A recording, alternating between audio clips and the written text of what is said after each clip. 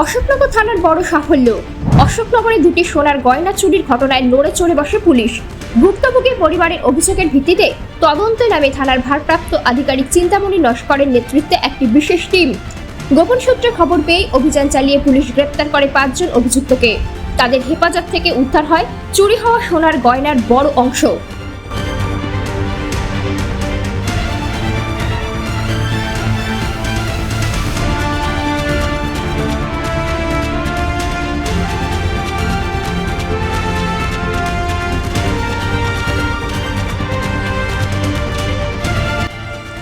এক সাংবাদিক সম্মেলনে এসডিপিও হাবড়া প্রসেনজিৎ দাস জানান, গত ইংরেজি 25/3/2025 তারিখে সবিতা সরকার, যে 5 নম্বর ভারতীয় স্কুল লেনে থাকেন অসমত থানার অন্তর্গত, তিনি থানায় এসে একটা অভিযোগ করেন যে তার ঘর থেকে তার একটা গলার হার চুরি গেছে এবং সেই মতন অসমত থানার মামলা রুজু হয় এবং অসমত থানা তদন্ত শুরু করে এবং ওই হাটটার ওজন এরপরে 13/6/2025 তারিখে নজরুল মালিক, ছোট বাউনিয়া বাড়ি, অসমত থানার অন্তর্গত, তিনি থানায় অভিযোগ করেন যে তার ঘর থেকে ওই দিনই রাতে সোনার সব আংটি, বালা, কানের দুল এসব, নাকের নথ, এগুলো চুরি। সেই মতো অসমত থানায় মামলা হয় এবং অসমত থানা তদন্তকারী অফিসার তদন্ত শুরু করেন সে আদেশ মতো। এরপর 1/7/2025 তারিখে মিনু দাস নামে, যার বাড়ি হচ্ছে মহাপ্রভু কলোনি, অসমত থানার অন্তর্গত, তিনি থানায় এসে অভিযোগ করেন এবং বলেন 29/6/2025 তারিখে ওনার গলা থেকে একটা হার ছিনতাই করে চলে যায়। হাটটা 1 ভরি বোতল ওজন।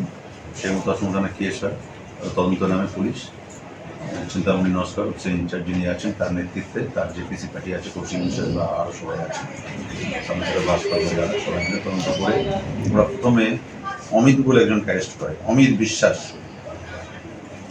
যার বাড়ি হচ্ছে তার তাহিরপুর থানার অন্তর্গত চন্দনদহ বাড়ি, তাকে ধরার পরে উদ্ধার করে মাল এবং তার পাশে 15/8/2025 অ্যারেস্ট করে, তাকে জিজ্ঞাসাবাদ করে এবং পিসিতে আনে এবং তার একটু উদ্ধার হয়, একটা হার উদ্ধার হয় এবং পরবর্তীকালে আরও আংটি 12টা মতো আংটি, কানের দুল 5 জোড়া, চেন 2টো, যে 2টো চেন চুরি গেছিলো 2টোই উদ্ধার হতো এবং আপনার নাকের নথ যেটা বলে মেয়েদের 6টা এবং হাতের যেগুলো নোয়া বলে সোনার তৈরি একটা উদ্ধার। এখন ওরা পিসিতে আছে, আরও জিজ্ঞাসাবাদ চলছে এবং পরবর্তীকালে আরও কেউ, এবং অমিতের কথা মতো আরও অ্যারেস্ট হয়।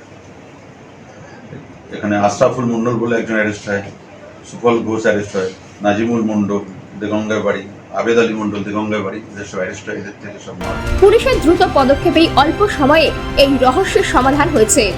দ্রুতদের বিরুদ্ধে একাধিক ধারায় মামলা রুজু হয়েছে এবং জিজ্ঞাসাবাদে আরও তথ্য মিলবে তারা আশাবাদী। এই সাফল্যে খুশি স্থানীয় বাসিন্দারা। তাদের কথায় পুলিশের তৎপরতায় ফের ভরসা তৈরি হয়েছে সাধারণ মানুষের মনে। ভুক্তভোগী পরিবারগুলির মুখেও স্বস্তির হাসি।